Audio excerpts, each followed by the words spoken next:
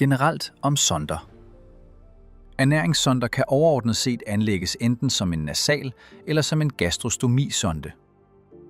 Nasalsonder anlægges via næsen, mens gastrostomisonder anlægges via stoma i ventriklen. Gastrostomisonder er mindre synlige end nasalsonder, men kræver et kirurgisk indgreb. Nasalsonder kræver ikke et kirurgisk indgreb, men er mere synlige. Valg af sondetype afhænger blandt andet af ernæringsbehov, forventet varighed og patientens kliniske tilstand, og det er en lægefaglig ordination. Nasalsonder anvendes ved behov for sondeernæring i kort tid. Gastrostomisonder anvendes ved behov for sondeernæring i længere tid.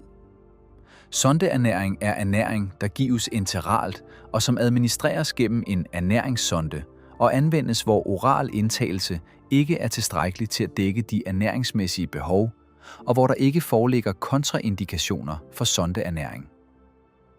En ernæringssonde kan anvendes til tilførsel af ernæring, væske og administration af medicin. Enkelte sonder er godkendt til drænage.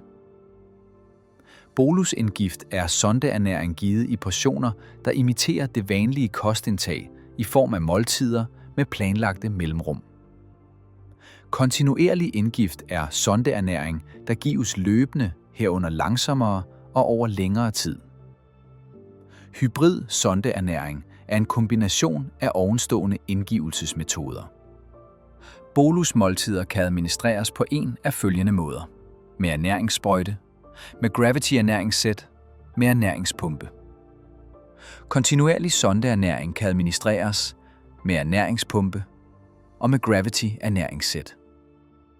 Se hvordan pumpen indstilles i pumpevideoen. Sondespidsens placering kan have betydning for, hvilke indgivelsesmetoder der anbefales. Ved indgivelse af ernæring i ventriklen kan alle metoder principielt anvendes, og valget afhænger af faktorer som bl.a. tolerance, ventrikeltømning og patientsikkerhedsmæssige foranstaltninger. Ved indgivelse af ernæring direkte i tarmen anbefales kontinuerlig indgivelse af sondeernæring, hvor opstart bør ske gradvist med langsom øgning i flow, så tolerance kan vurderes. Sondeernæring i tarmen bør altid gives via ernæringspumpe, når det er muligt, for at sikre præcis kontrol af strømningshastigheden. Sondeernæring bør indgives ved lav hastighed, da lugen i tarmen ikke har en elastisk reservoirfunktion som ventriklen, og derfor ikke kan rumme samme mængder.